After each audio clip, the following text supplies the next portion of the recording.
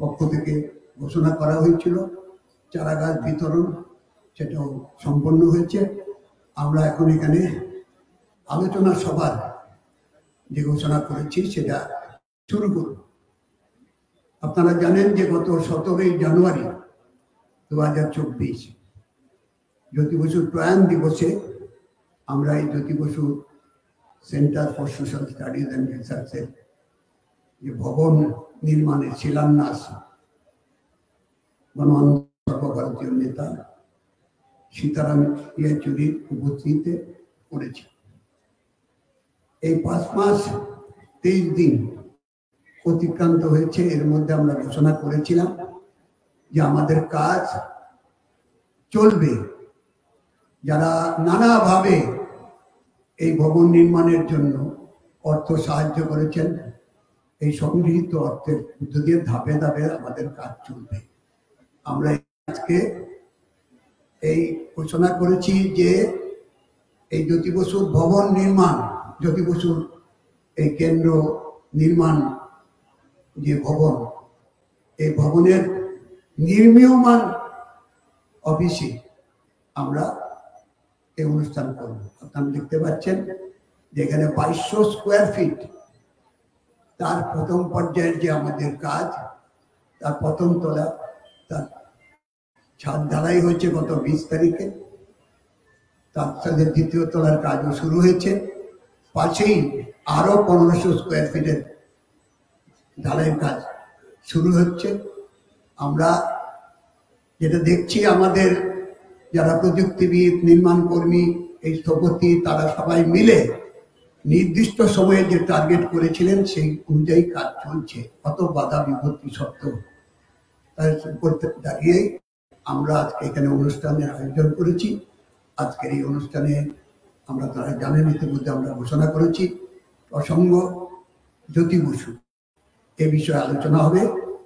তার 2 জন বক্তা, একজন বিখ্যাত চিত্র পরিচালক, সবাই জানেন, যিনি জ্যোতি বসুর উপর ফিল্ম তৈরি করেছেন, শ্রী গৌতম ঘোষ, তিনি আলোচনা করবেন।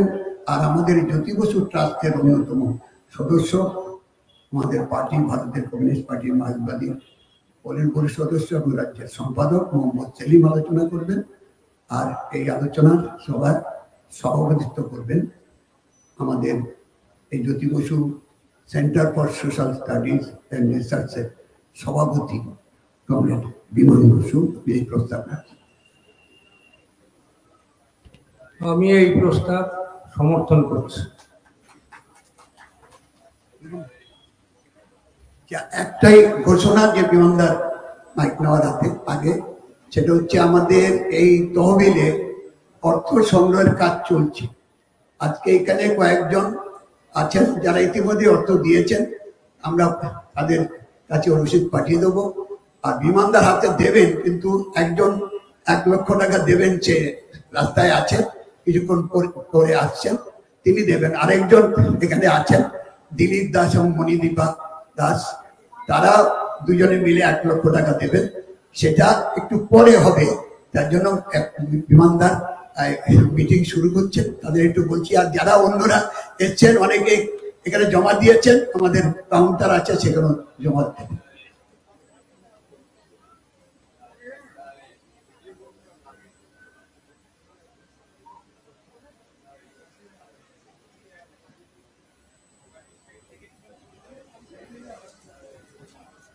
বন্ধুগণ,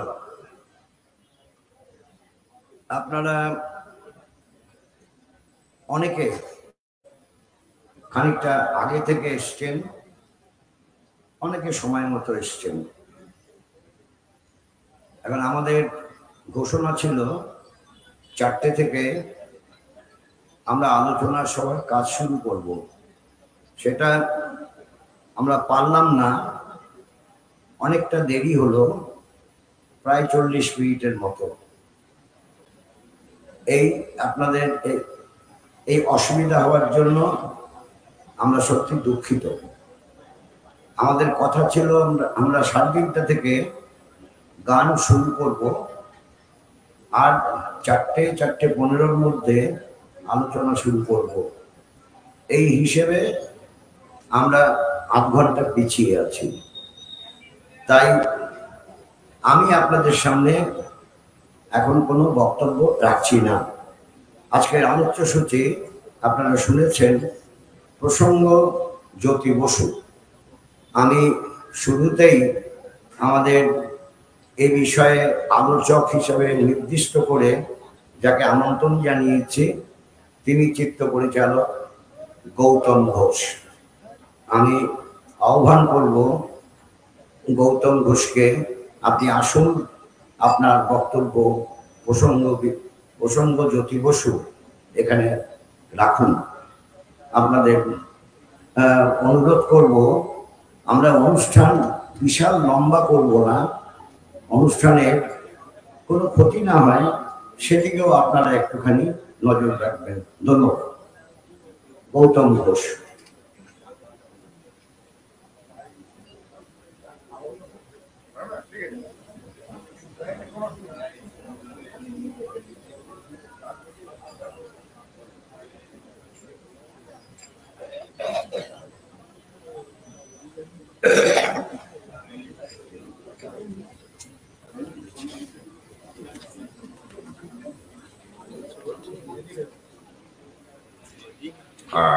সুধীজন, আমি প্রথমে বিমানদাকে ধন্যবাদ জানাই এবং তার কমরেডদের Jyoti Basu centre for social studies and research এই কাজ এগিয়ে নিয়ে যাওয়ার জন্য। হয়তো এই কাজটা শুরু হওয়া উচিত ছিল আরো আগে, ওনার জন্ম শতবার্ষিকীতে, কিন্তু নানা কারণে হয়নি। এখন হচ্ছে, বেটার লেট দ্যান নেভার। এবং এই প্রতিষ্ঠানের একটা অত্যন্ত প্রয়োজন রয়েছে, তার কারণ আমাদের দেশে আমরা ডকুমেন্টেশন করি না বা জানি না করতে। এই প্রসঙ্গে আমার একটা উদ্ধৃতি মনে পড়ে। ডব্লিউ হান্টার একজন ইংরেজ প্রশাসক ছিলেন। তিনি একটা বিখ্যাত বই লিখেছিলেন, আপনারা নিশ্চয়ই অনেকে পড়েছেন, অ্যানালস অফ রুরাল বেঙ্গল। তার ভূমিকাতে লিখছেন, এক আশ্চর্য দেশ যার প্রতিটি কোণে কোণে নানান অ্যানালস লুকিয়ে রয়েছে, অথচ সেগুলো লিপিবদ্ধ করা নেই। কাগজ ঘাটলে পাওয়া যায় শুধুমাত্র জমি জমা আর মোকদ্দমার কাগজ, কোনো ডকুমেন্টেশন পাওয়া যায় না। এটা বোধহয় আমাদের জাতীয় চরিত্র। তো যাই হোক, হান্টারের সময় থেকে আমরা অনেক দূর এগিয়ে এসেছি। এখন অনেক ধরনের নতুন প্রযুক্তি, ডিজিটাল পদ্ধতিতে রেস্টোরেশন করা যাচ্ছে। ফলে আমার মনে হয় যে প্রতিটি সেন্টারের উচিত ডকুমেন্টেশন ধরে রাখা। এই যে আমাদের তরুণ বয়স থেকে আমরা যা দেখেছি ঘটনা, কলকাতায় ভয়ঙ্কর মারামারি, অত্যাচার, পুলিশি অত্যাচার, বরানগরের হত্যা এবং কত রকম হত্যাকাণ্ড, তার ডকুমেন্টেশন ছবি হারিয়ে গেছে। খাদ্য আন্দোলনের ডকুমেন্টেশন খুব কম, হারিয়ে গেছে। ফলে এটা খুব দুঃখের ব্যাপার। তা এই ধরনের সেন্টার হলে আমার মনে হয় যে এই যে সংগ্রামী মানুষ, তাদের আন্দোলনের ডকুমেন্টেশন ধরে রাখা সম্ভব হবে বলে মনে হয়। আজকে জ্যোতিবাবুর জন্মদিন, 111তম জন্মদিন। তা ওনাকে স্মরণ করছি। আমার সৌভাগ্য হয়েছিল ওনার উপর একটি লম্বা প্রামাণ্য চিত্র নির্মাণ করার। আসলে আমি কাহিনী চিত্রের ফাঁকে ফাঁকে অনেক প্রামাণ্য চিত্র নির্মাণ করেছি এবং অনেক ব্যক্তিত্বের উপর কাজ করেছি। যেরকম সঙ্গীতের ক্ষেত্রে উস্তাদ বিসমিল্লাহ খান, কণিকা বন্দ্যোপাধ্যায়, নাট্যকার উৎপল দত্ত, তার উপর একটা কাজ করেছিলাম। তারপরে ধরুন সত্যজিৎ রায়ের উপর আমি পূর্ণাঙ্গ একটি ডকুমেন্টারি করেছি অনেকদিন রিসার্চ করে। বাংলার নবজাগরণের প্রতীক রাজা রামমোহন রায়ের উপর একটি কাজ করেছি। শিল্পী কেজি সুব্রমণিয়ম, তার উপর একটি কাজ করেছি। এই কাজগুলো করে আমি ঋদ্ধ হয়েছি, আমি সমৃদ্ধ হয়েছি। আমার জ্ঞানের পরিধি বেড়েছে এবং চেষ্টা করেছি সেই ডকুমেন্টেশনগুলোকে ধরে রাখতে। আমি ধর্মগুরু দালাই লামার উপর একটা কাজ করেছি, সেটা একটা দারুণ অভিজ্ঞতা। দালাই লামার সঙ্গে ভ্রমণ, তার সঙ্গে কথাবার্তা, এবং 9/11 সম্পর্কে দালাই লামা যেটা বলেছিলেন, আমার কাছে অবাক হয়ে গেছিলাম। একটা ধর্মগুরু এইভাবে একটা রাজনৈতিক বিশ্লেষণ করতে পারেন। আসলে আমাদের নানা দিক থেকে মানুষকে দেখতে হয়। আমি যে কজন ব্যক্তিত্বের উপর চেষ্টা করেছি তাদের নানা দিককে ফুটিয়ে তোলা।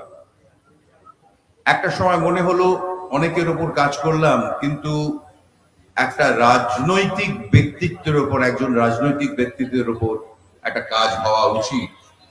তখন আমার মনে হয়েছিল খুব স্বভাবতই যে এই কাজটা হওয়া উচিত জ্যোতি বসুর উপর, কারণ উনি সব থেকে বর্ষিয়ান নেতা ছিলেন তখন। তো যাই হোক, আমি এই ছবি করার প্রস্তাব নিয়ে যখন ওনার কাছে যাই, তখন উনি বললেন যে আপনি তো খুব ভালো ছবি করেন, ভালো ছবি টবি করুন না, আপনি তো আমাদের রাজ্যের মুখ উজ্জ্বল করছেন, অনেক পুরস্কার পাচ্ছেন, আমার ওপর ছবি করে কেন সময় নষ্ট করবেন। আমি বললাম না, আপনার উপর কেন ছবিটা করব, তার কারণ হচ্ছে আপনি সব থেকে বর্ষিয়ান, দীর্ঘদিন ধরে এই উপমহাদেশের উত্থান পতন, নানান অত্যাচার, নানান আন্দোলন তার সঙ্গী আপনি 30 দশক থেকে রাজনীতির সঙ্গে যুক্ত। সুতরাং আপনার উপর ছবি করা মানে একটা ঐতিহাসিক দলিল, যেটা আমাদের উপমহাদেশের সংগ্রামের দলিল হিসাবে থাকতে পারে, এবং আপনার অভিজ্ঞতার কথা মানুষ জানতে পারে, পরবর্তী প্রজন্ম জানতে পারে। তখন উনি রাজি হন, বলেন যে আপনি জয়কে দেখুন, কারণ আমার তো পার্টির প্রচুর কাজ থাকে, নানান জায়গায় প্রচারে যেতে হয়, সভা করতে যেতে হয়, কখন আমি সময় পাবো সেটা আমাকে ভাবতে হবে। তা ওর সঙ্গে আপনি একটা করে নিন শিডিউল। আর আমি বললাম আপনাকে আমি লম্বা সাক্ষাৎকার করতে চাই। তখন উনি বললেন আপনি আমার সঙ্গে ভ্রমণ, ছবি তুলুন, কিন্তু সাক্ষাৎকারটা আমি দেব যখন আমি মুখ্যমন্ত্রী পদ থেকে অবসর নেব তখন। আনবিলিভেবল। এটাই হচ্ছে একটা মানুষের প্রোটোকল মেনটেন করা, যে আমি মুখ্যমন্ত্রী থাকাকালীন আমি সাক্ষাৎকার দেব না, হয়তো এমন কিছু কথা বলবো যেটা মুখ্যমন্ত্রী বলা উচিত নয়। আমি ঠিক তাই করেছিলাম। প্রথমে আমরা যাই, একটু গল্প বলি, একটু সময় আছে বিরান্দা? প্রথমে আমরা যাই 1997 সালে বাংলাদেশ। এখন আবার সেইটা নিয়ে আলোচনা চলছে, সেটা হচ্ছে গঙ্গা ফারাক্কা চুক্তি। এটা জ্যোতিবাবু উদ্যোগ নিয়েছিলেন, তখন হাসিনা গভর্নমেন্ট, হাসিনা প্রধানমন্ত্রী উদ্যোগ নিয়েছিলেন, এবং ওখানে গিয়ে সেটা স্বাক্ষরিত হয়। আমি যদিও ছিলাম, বুদ্ধদেব ভট্টাচার্য ছিলেন এবং অসীম দাশগুপ্ত ছিলেন, আরো অনেক সাংবাদিক বন্ধুরাও গেছিলেন। তখন গিয়ে অসাধারণ অভিজ্ঞতা। মানে প্রথমত বারুদির বাড়িটা, ওদের পুরনো গ্রামের বাড়ি, সেটা বাংলাদেশ সরকার সংরক্ষণ করেছিল, রেস্টোর করেছিল। তো জ্যোতিবাবু বারুদির বাড়িতে গিয়ে একদম ছেলে মানুষ হয়ে গেলেন, ভাবাই যায় না, মানে যেন শৈশবে ফিরে গেলেন। সে গল্প করতে আরম্ভ করলেন যে কত রকম গল্প, এবং একটা অদ্ভুত জিনিস জানতে পারলাম যে ওর বাড়ির পাশেই লোকনাথ বাবার অরিজিনাল আশ্রম, এবং লোকনাথ বাবা সাধারণ মানুষকে পাল জমিদার পালদের বড় জমিদারি ছিল, সেই জমিদারির অত্যাচার থেকে লোকনাথ বাবা বাঁচাতেন, লড়াই করতেন। আমি তো অবাক হয়ে গেলাম শুনে। এবং ওই আশ্রমটাতে নাকি সমস্ত ধর্মের মানুষের যাতায়াতের দরজা খোলা ছিল, হিন্দু মুসলমান সমস্ত ধর্মের মানুষের। তাই এটা একটা অন্যরকম আশ্রম। সেটা যদিও বললেন যে আমরা ছোটবেলা থেকেই দেখে এসেছি যে এর একটা অন্য মাহাত্ম্য ছিল। যাই হোক, সেই নানান গল্প, সে কি করে নৌকোয় করে ওরা যেত ওখান থেকে মেঘনা হয়ে, তারপর ছোট নদী পার হয়ে, তারপর গোয়ালন্দ ঘাট ফরিদপুরের, সেখান থেকে ট্রেন ধরে কলকাতা। বলতে বলতে বললো যে সেই স্টিমারে যে রাইস আর চিকেন কারি ওর থেকে ভালো বোধহয় পৃথিবীতে কোথাও হয় না। সেটা মানে খুব ওনার একটা আনন্দ করে বলেছিলেন। এরপরে আমরা বাংলাদেশে কয়েক জায়গায় ঘুরি যদিও ওর সঙ্গে, এবং অসম্ভব শ্রদ্ধা পেয়েছিলেন উনি মানুষের কাছে। এবং সেই ফাঁকে ফাঁকে আমি ওনার সঙ্গে আলোচনা করেছি এই ছবিটার কি কি প্রশ্ন হতে পারে। বললো সেটা তো আমি পরে আমাকে লিখে দেবেন আপনি। কিন্তু আমার যেটা মনে হয়েছিল, ওনার কথাবার্তা বা যখন আলোচনা করছেন তার মধ্যে একটা দান্দিকতা সব সময় রয়েছে। মানে একটা দান্দিক প্রক্রিয়ায় সমস্ত কিছুকে উনি দেখার চেষ্টা করেন, এবং এটাই তো একজন মার্ক্সবাদীর কাজ। ফলে একটা অসাধারণ অভিজ্ঞতা হয়েছিল বাংলাদেশ ভ্রমণ। তারপর আমরা নানান জায়গায় ঘুরে বেরিয়েছি। উনি সভা করেছেন বাঁকুড়ায়, বীরভূমে, এবং একবার আমরা গেলাম জ্যোতিবাবুকে, আর তখন নিয়ে যেতে হতো ফিল্ম ক্যামেরা, র স্টক মানে সেলুলয়েডে তুলেছিলাম, বড় ক্যামেরা, সাউন্ড মেশিন, আরো বেশ কয়েকজন লোকজন। তা উনি একবার জলদাপাড়ায় গেলেন, উনি যেতেন মাঝে মাঝে জলদাপাড়ায় বিশ্রাম করতে। পার্টির কিছু সভা ছিল, তারপর জলদাপাড়ায় উনি বিশ্রাম করতে গেছিলেন। তখন অনেক কথাবার্তা হলো। উনি হঠাৎ দেখলেন যে ওই যে গন্ডার দেখা যায়, হাতি দেখা যায়, আর আমরা ছবি তুলছি খুব স্বভাবতই মানে ওইগুলোর। উনি বললেন যে কি অদ্ভুত মানুষ জাতি, অদ্ভুত এই অভয়ারণ্য করে রেখেছি আমরা, আর মানুষ এসে দেখছে জন্তু জানোয়ারদের। ওরা যেন একটা চিড়িয়াখানা, বড় চিড়িয়াখানা এটা। বললেন যে আমার কোনো কালে জুয়ের কনসেপ্টটাই ভালো লাগেনি, এটা অসম্ভব ইনহিউম্যান। মানুষ জন্তু জানোয়ারকে পুড়ে রাখছে এবং সেটা দেখে উল্লসিত হচ্ছে।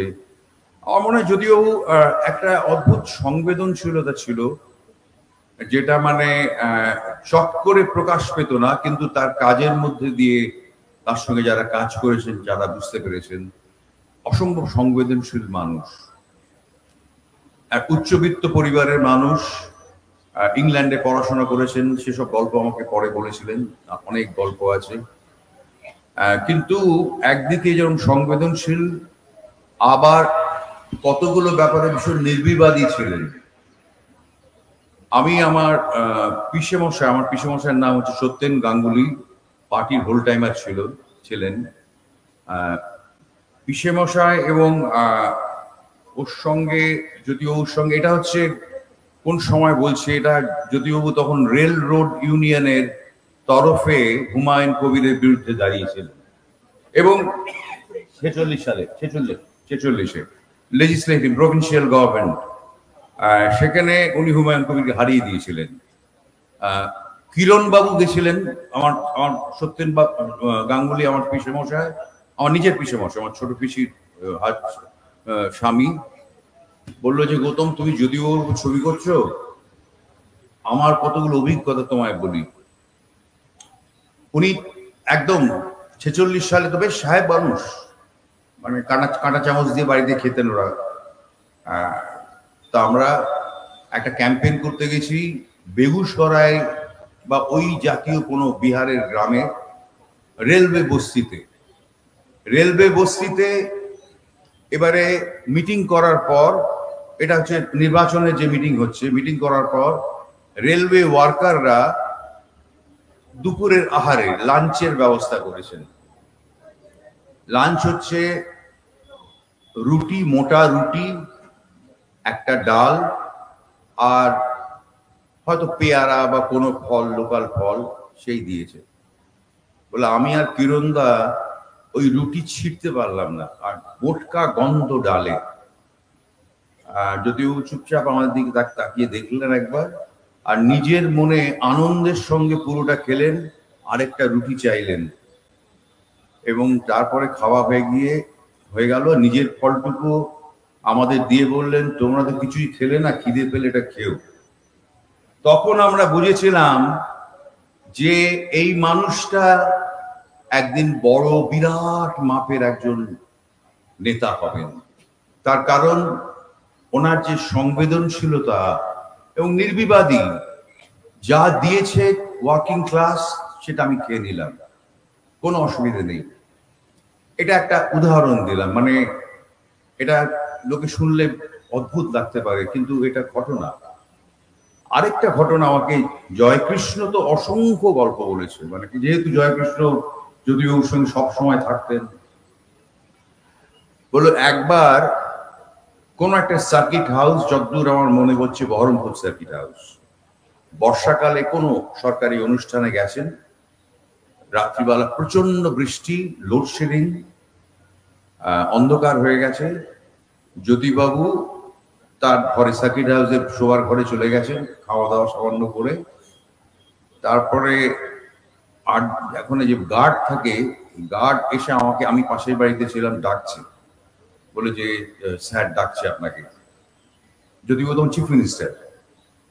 তা জয় বললো যে আমি গিয়ে দেখলাম ওনার খাটের ওপর জল পড়ছে, বৃষ্টির জল, মানে পুরনো বাংলো চুয়ে চুয়ে জল পড়ছে। উনি একটা কোণে খাটে বসে, চেয়ারে বসে আছেন। বল জয়, আজ তো আর ঘুম হবে না, এই একটা ছোট খাটিয়া এনে দাও না, এখানে এদিকটা শুকনো আছে, এখানে শুয়ে পড়ি।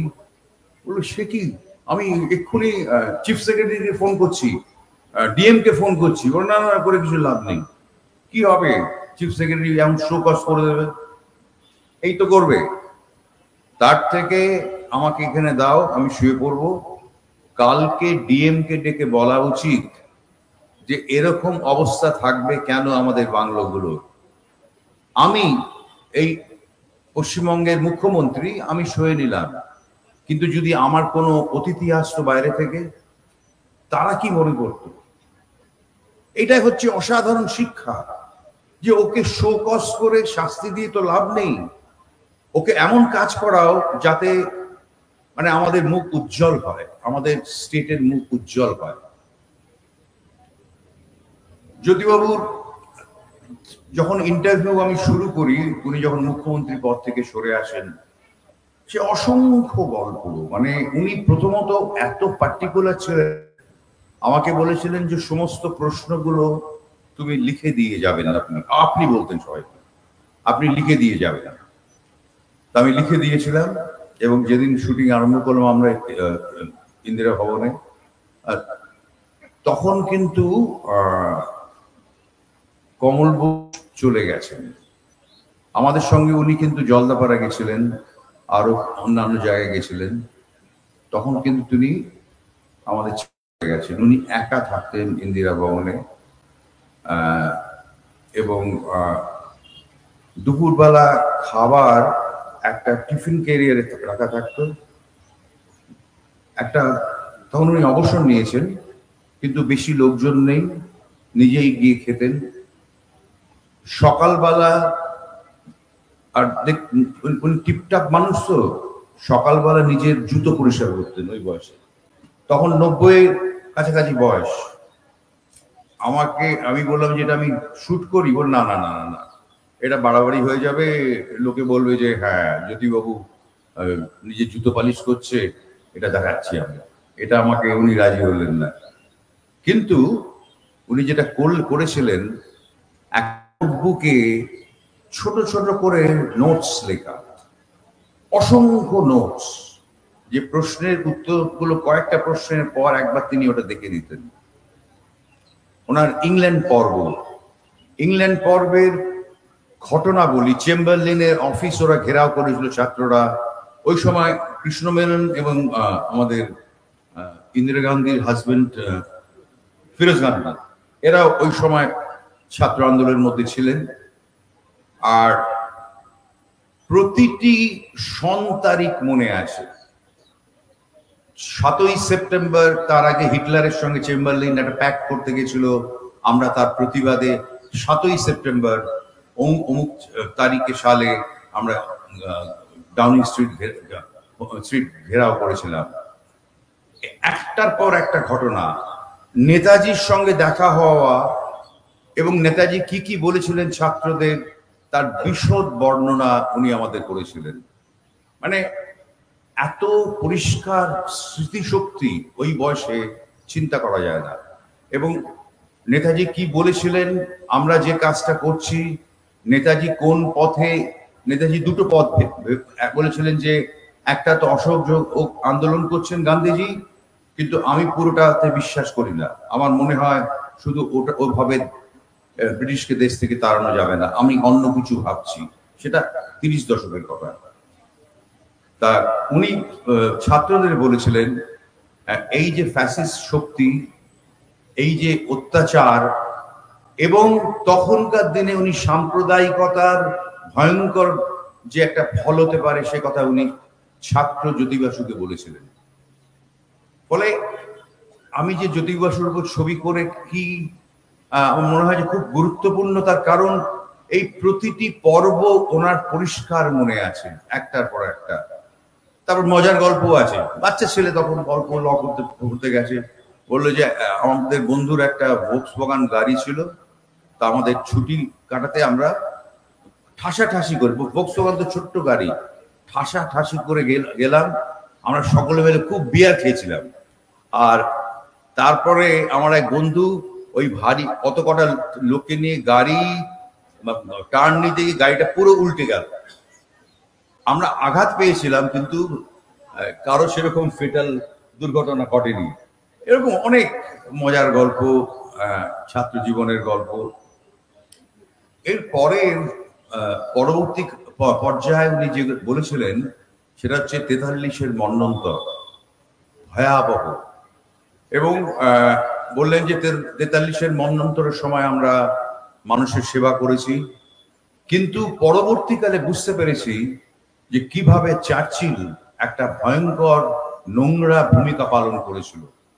মানে সমস্ত খাদ্যশস্যকে পাঠিয়ে দিয়েছিল সীমান্তে সৈন্যদের জন্য, তখন যুদ্ধ চলেছে। ফলে চার্চিল বিরাট ভাবে রেসপন্সিবল এই দুর্ভিক্ষের জন্য। তাছাড়া আরো অনেক কারণ রয়েছে। তার কারণ উনি আরেকটা কথা বলেছিলেন, যে মানে যেটা অমর্ত্যদা যেটা নিয়ে রিসার্চ করে বড় গবেষণা করেছেন, এনলাইটেনমেন্ট অফ আমার রাইট, আমার এন্টাইটেলমেন্ট, সরি আমি ভুল বললাম, আমার এন্টাইটেলমেন্ট, একটা কৃষকের এন্টাইটেলমেন্টটা কেড়ে নেওয়া হয়েছিল। মানে চিরস্থায়ী বন্দোবস্ত থেকে আরম্ভ করে একেবারে কৃষকের কিচ্ছু ছিল না, এবং সেটা আরো ত্বরান্বিত হলো ওই 43-এর মন্বন্তরে। এবং সেই অভিজ্ঞতার মধ্যে দিয়ে জ্যোতি বসু গেছেন। তার পরবর্তী পর্যায়ে আপনি দেখুন, মানে প্রতিটি পর্ব নিয়ে উনি বলে গেছেন। তার পরবর্তী পর্যায়ে হিন্দু মুসলিম বিদ্বেষ চরমে উঠল, কংগ্রেস এবং মুসলিম লীগের যে দ্বন্দ্ব, বিরোধ, বিতর্ক, ক্যাবিনেট মিশন এলো, ক্যাবিনেট মিশন ফেল করলো, এবং দেশ ভাগ অনিবার্য হয়ে উঠল। এবং উনি বলেছিলেন যে এই কলকাতা শহরে প্রথম রাইট আরম্ভ হয়, এবং ভাবাই যায় না যে এই কলকাতা শহরে, আমার নিজের শহর, ভাবতে লজ্জা লাগে যে গ্রেট ক্যালকাটা কিলিং, এই ভয়ঙ্কর কাণ্ড এই শহরে হয়েছিল। বলে আমরা তখন চেষ্টা করেছিলাম মহল্লা লোকদের বাঁচানোর, এক জায়গা থেকে আরেক জায়গায় নিয়ে যাওয়া, এবং চেষ্টা করেছিলাম যে কি করে হিন্দু মুসলিম তাদের মধ্যে একটা সম্প্রীতি আনা যায়। তখন কিন্তু জ্যোতিবাবু লেজিসলেটিভ অ্যাসেম্বলির মেম্বার, তাই তো ওই সময় প্রভিন্সিয়াল গভর্নমেন্টের, হ্যাঁ, সোহরাওয়ার্দী তখন চিফ মিনিস্টার ছিলেন, প্রধানমন্ত্রী ছিলেন, তখন বলতো প্রধানমন্ত্রী। তো জ্যোতিবাবু বললেন যে তারপরে গান্ধীজি বেলেঘাটায় গিয়ে রইলেন এবং শান্তি মিছিলের ডাক দিলেন। বললো যে অবাক কাণ্ড, আমরা সব দেখা করতে গেলাম সোহরাওয়ার্দীর সঙ্গে, গিয়ে দেখলাম সোহরাওয়ার্দী আর শ্যামাপ্রসাদ বসে গল্প করছেন। আমি দেখে অবাক হয়ে গেছিলাম। এই সময় শ্যামাপ্রসাদ বাবু আর সোহরাওয়ার্দী, তখন আমার মনে হলো যে রাজনীতিতে অনেক কিছুই হয়, অনেক কিছু বুঝতে পারলাম।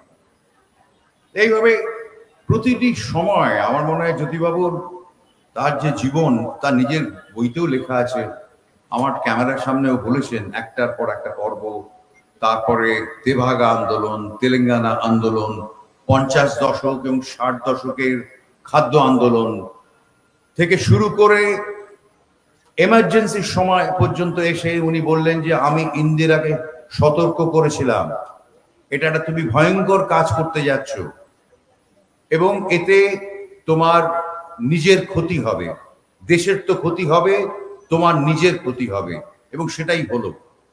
পরবর্তীকালে ইন্দিরা গান্ধীকে মানুষ সরিয়ে দিল এবং আমরা নিজেরা ছাত্র অবস্থা দেখেছি যে যখন প্রথম যুক্তফ্রন্ট আসে সেই সময় কত রকম খেলা চলল।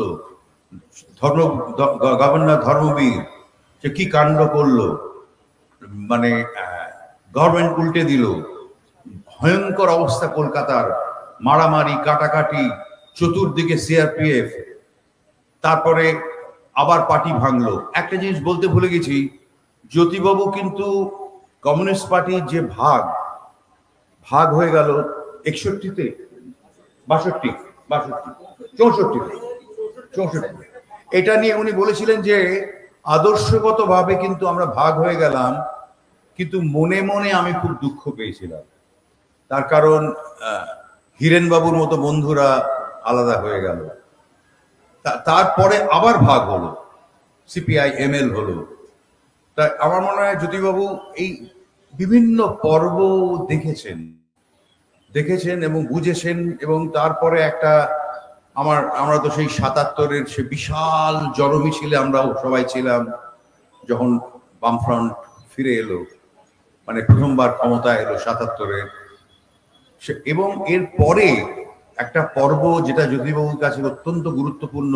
উনি বারবার বলছিলেন যে আমরা যে ক্ষমতায় এলাম কিন্তু আমরা তো অঙ্গরাজ্যে বাস করি, ফলে আমাদের যে আমাদের যে মানে পরিকল্পনা সেটাকে পুরোপুরি বাস্তবায়ন করা সম্ভব নয়, কারণ অঙ্গরাজ্যে তো সম্ভব নয়।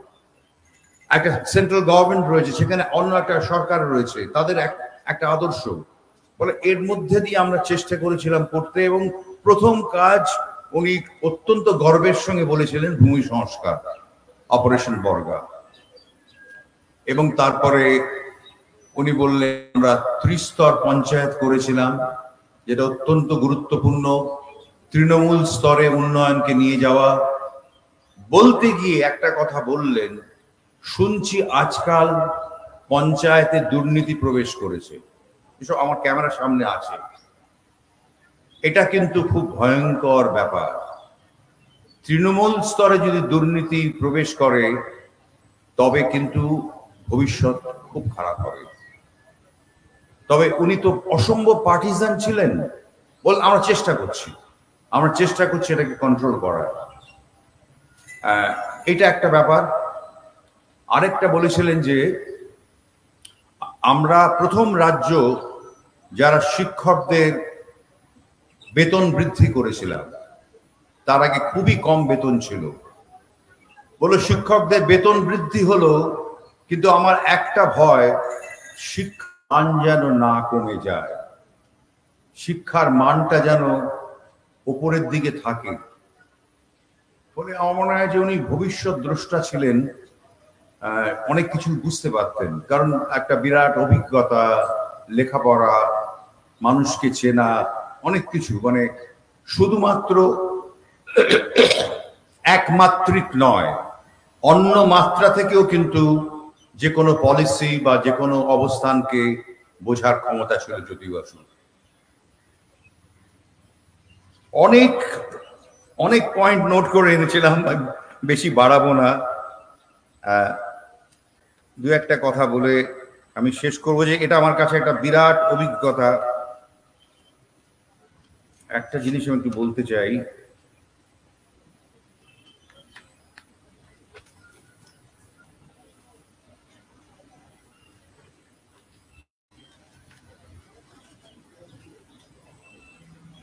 একটা ব্যাপার আমি প্রশ্ন করেছিলাম যে এখন এই যে নতুন বাজার অর্থনীতি এসেছে, 91 পর থেকে প্রবেশ করলো, দরজা খুলে দেওয়া হলো। আপনারা নিশ্চয় সকলেই জানেন যে IMF এবং ওয়ার্ল্ড ব্যাংক একটা শর্ত দিয়েছিল নরসিমহা রাও গভর্নমেন্টকে, তখন আমাদের বৈদেশিক মুদ্রা একেবারে তলানিতে।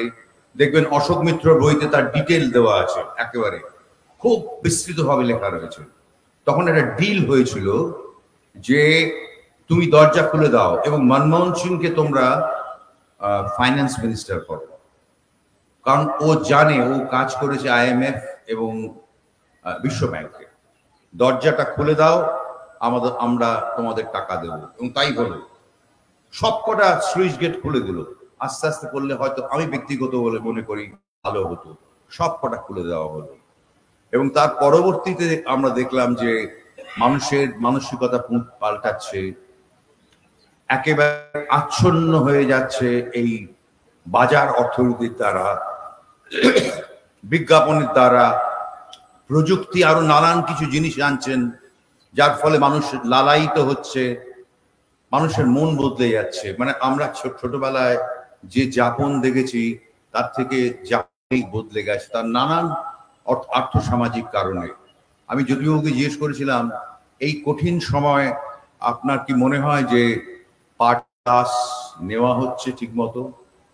উনি বললেন না, গত 15 বছর ধরে পার্টি ক্লাস খুব কমে গেছে। এটা খুবই ভয়ের ব্যাপার। তার কারণ পার্টি ক্লাস যদি না নেওয়া হয় সেটা কমিউনিস্ট পার্টির পক্ষে নয়। তবে আবার জ্যোতি বাসু পার্টিজান, উনি বললেন আমরা চেষ্টা করছি সেই পার্টি ক্লাসগুলোকে আবার বিভিন্ন স্তরে ফিরিয়ে আনার। এটা একটা অসাধারণ ব্যাপার। আরেকটা কথা যেটা খুবই কন্ট্রোভার্সিয়াল, আপনারা সকলেই জানেন যে যখন জ্যোতিবাবুকে প্রধানমন্ত্রী হতে পারলেন না নানান কারণে, বিতর্ক হলো পার্টিতে। MJ আকবরকে ইন্টারভিউ দিয়ে বলেছিলেন যে এটা হিস্টোরিক্যাল ব্লান্ডার, ঐতিহাসিক ভুল। আমি একই প্রশ্ন করেছিলাম, এই যে ঐতিহাসিক ভুল আপনি বলেছিলেন, আপনি কি মনে করেন এখনো সেটা মনে করেন ঐতিহাসিক ভুল? বলে হ্যাঁ, আমি এখনো মনে করি ওটা ঐতিহাসিক ভুল।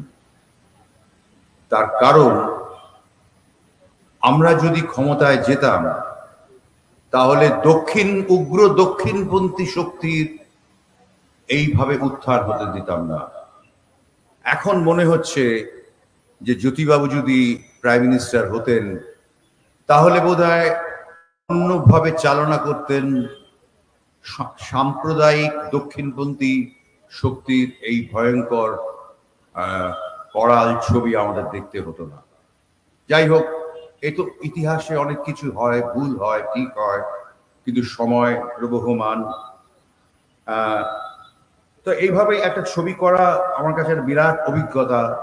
ওরকম একটি মানুষের কাছাকাছি থাকা, তার সঙ্গে আলোচনা করা, বিতর্ক করা, এবং সেই বিতর্ক যে একটা দ্বান্দ্বিক প্রক্রিয়ায় তার একটা সম্ভাব্য সিদ্ধান্তে পৌঁছানো, সেটা আমার কাছে একটা বিরাট প্রাপ্তি। এরপর যখন ছবিটা আমরা শেষ করি, প্রায় বড় 2 ঘন্টা 10 মিনিটের ছবি, এবং পুরোটাই একটা দলিল। এবং ছবি দেখতে আমরা নন্দনে সবাই জড়ো হলাম। নন্দনে তখন বুদ্ধদেব ভট্টাচার্য চিফ মিনিস্টার, তো ওপরে আমরা বসে আছি, জ্যোতিবাবুর গাড়ি এসছে, বুদ্ধদেব বলছে যে এই সিএম এসছে। ওর তখন অভ্যেস হয়নি, সিএম এসছে। আমরা তখন নিচে চলে গেলাম। তো জ্যোতিবাবু ছবি দেখলেন এবং বেরোনোর সময় সাংবাদিকরা ওকে স্বাভাবিকভাবেই ঘিরে ধরলেন যে কেমন লাগলো। উনি বললেন যে এটা একটা ঐতিহাসিক দলিল। গৌতমকে ধন্যবাদ, আপনাদের সবাইকে ধন্যবাদ।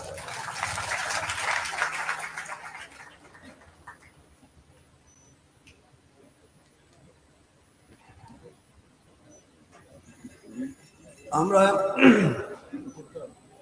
জ্যোতি Basu centre for social studies and রিসার্চের পক্ষ থেকে চিত্র পরিচালক গৌতম ঘোষকে অভিনন্দন জানাই, ধন্যবাদ জানাই।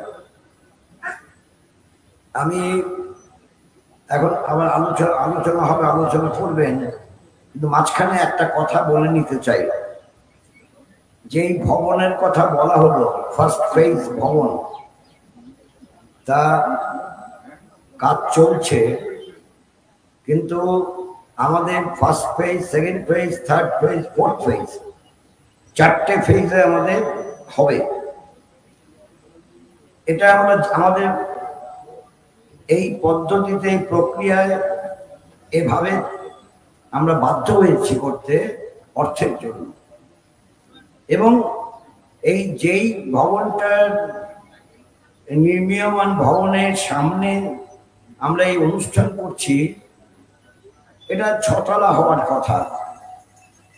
তা যদি সম্পূর্ণ করতে হয়, প্রথম ফেজের কাজ সম্পূর্ণ করতে হয়, আমাদের আরো অনেক অর্থের প্রয়োজন। অর্থ অনেক ক্ষেত্রে অনর্থের কারণ, কিন্তু এই ক্ষেত্রে অর্থ সত্যিকারের আমাদের এটা পূর্ণ করতে সাহায্য করবে।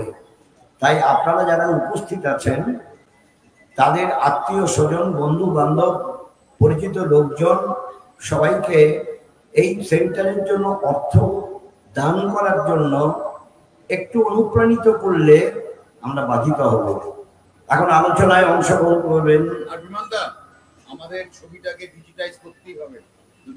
হ্যাঁ, করবো তো, কিন্তু তাতেও তো পয়সা লাগছে, তাতেও পয়সা লাগবে। ডিজিটাল ফিল্ম করতে গেলে তো কনভার্সন পয়সাও লাগবে।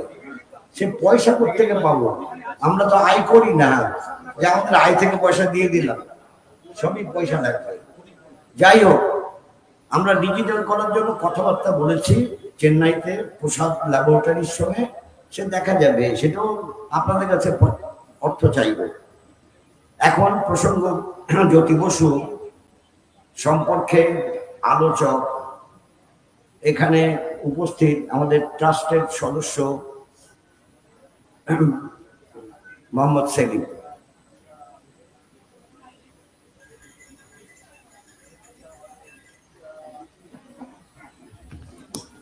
ধন্যবাদ সদ্য বিমানদা। উনি আমাদের এই জেবিসিএসআর ট্রাস্টের চেয়ারম্যানও বটে। গৌতম বাবু গল্প ছলে এটা বর্ণনা দিলেন, তার তৈরি ছবির মতোই আর কি। উনি মুখে অডিও বলছিলেন, কিন্তু আমরা ভিজুয়ালাইজ করার চেষ্টা করছিলাম। এটা হচ্ছে একজন সফল নির্দেশকের, চিত্রনির্মাতার একটা সাফল্য। আমি ওরকম কোনো চিত্রকল্প আঁকতে পারবো না। আবার অনেক কথা বলার প্রশ্ন নেই। যখন জ্যোতিবাবুর প্রসঙ্গে উনি বললেন, সেখান থেকে আমি শুরু করি। তো যে দীর্ঘ সাক্ষাৎকার নিলেন বা যেভাবে ছবিটা নির্মাণ করলেন, সেখান থেকে বিভিন্ন প্রসঙ্গ তুলে নিয়ে এসে জ্যোতিবাবুর ব্যক্তিত্ব, চরিত্র, তার গুণাবলীগুলো, তার অভিজ্ঞতা, সেগুলো যেভাবে ধরা পড়েছে তার কাছে, সেগুলো তিনি শুধু ক্যামেরায় ধরে রাখেননি, তার মানসপটেও সেটা ধরে রেখেছেন। সেটা তার বক্তব্যের মধ্যে তিনি বলেছেন। আমরা এখানে যেহেতু এই জেবিসিএসআর সেন্টার তৈরি করছি, আমরা গত 17 তারিখে জ্যোতিবাবুর মৃত্যুর দিনে এখানে পাইলিং দিয়ে শুরু করেছিলাম। একটা সর্বাধিক আলোচনা চক্র হয়েছিল। আমরা এই সময় একটা স্মারক বক্তৃতা করি, সেটা গৌতম বাবু দিলেন। এবং আমাদের মননের মধ্যে, স্মৃতিপটের মধ্যে অনেকটা জ্যোতি বসু এবং তার জীবন, তার কর্মধারাকে অনেকটা ডাউনলোড করে দিলেন আর কি। চটপটে সেটা ডিলিট হওয়ার মতো নয়। ছোটবেলার কথা এখন বলছিলেন, আসলে যে যদি সারা জীবন একটা ভীষণ শৃঙ্খলা পরায়ণ, ডিসিপ্লিন, যেটা আমাদের প্রজন্মের কাছে শিক্ষণীয়। আমরা আমাদের জীবন দশা সেটা শিখতে পারবো কিনা, কারণ একদম স্কুলিং তো হয় একটা অবধি পিরিয়ড, একেবারে চিন্তার কথাবার্তার মধ্যে, কাজকর্মের মধ্যে, রাজনীতির মধ্যে, বোধের মধ্যে, আদর্শের মধ্যে, প্রশাসক হিসেবে এই সব জায়গায় কোথাও এই ফাঁকটা রাখেন না ভীষণভাবে। একটা অদ্ভুত নির্লিপ্ততা কাজ করত। আমরা প্রশ্ন করেছি, সুযোগ কমই ছিল, অনেক গ্যাপ ছিল, যেরকম এত নির্লিপ্ত কি হয়ে থাকে দেখে মনে আপাতদৃষ্টিতে মনে হয় তিনি সবেতেই আছেন কিন্তু কিছুতেই নেই। আসলে আমরা যে বাংলায় শব্দ বলি নির্মোহ, নৈর্ব্যক্তিক, এগুলো ডিকশনারিতে এই শব্দগুলো থাকে। কিন্তু তার বাস্তবায়িত চেহারা একেবারে ফিজিক্যালি সেটাকে জ্যোতিবাবুর আচার আচরণ কথাবার্তা কাজকর্ম, the way he conducted himself বিভিন্ন ভূমিকায়, তখন ওই শব্দগুলোর মানে ডিকশনারিতে পড়ে বোঝা যায়নি, তো ওনাকে দেখে, ওনার কথা পড়ে, ওনার কথা শুনে, ওনার কাজ দেখে ওটা মনে হচ্ছে যদি অদ্ভুত নির্লিপ্ততা আসে, তখন তিনি কোনো জিনিস করে ব্যক্তিগত হিসেবে নিতেন না, ব্যক্তি হিসেবে নিতেন না, আবার এই সামগ্রিকতার মধ্যে নিজেকে খুঁজে পেতেন। এই আমরা যেমন বলি সবসময় একটা আমাদের এই প্রজন্ম আরো বেশি হচ্ছে যে বললেন গ্লোবালাইজেশনের বা নিউ ইকোনমিক পলিসি বা লিবারালাইজেশনের একটা প্রভাব, তার মধ্যে অনেক বেশি উই থেকে আইতে কনভার্টেড হয়ে গেছে সমাজটা, প্রতিদিন সেটাই করা হচ্ছে, সেই দিকে ঠেলে দেওয়া হচ্ছে।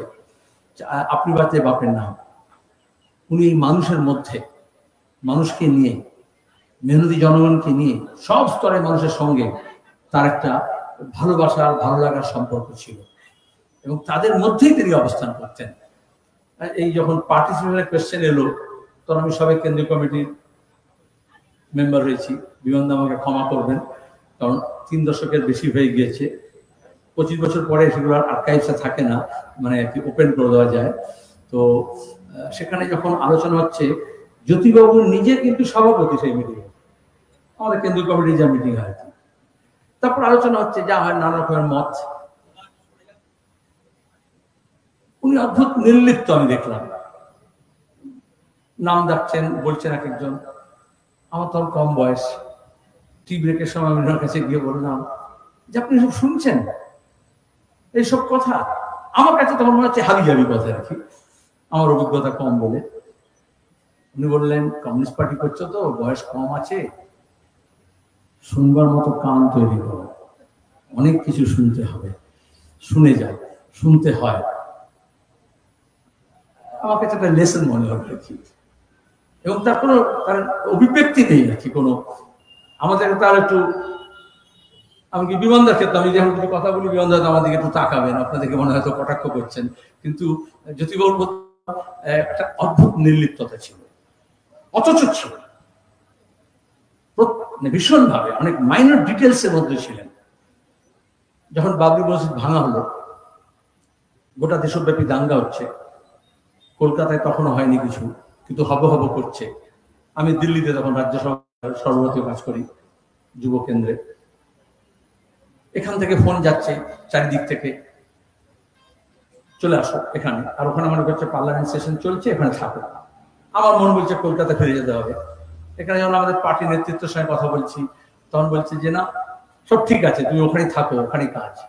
আমি কবে সুরজিৎকে বলছি যে আমাকে ছেড়ে দাও, আমি কলকাতা যাবো, মনটা এখানে লেগে আছে।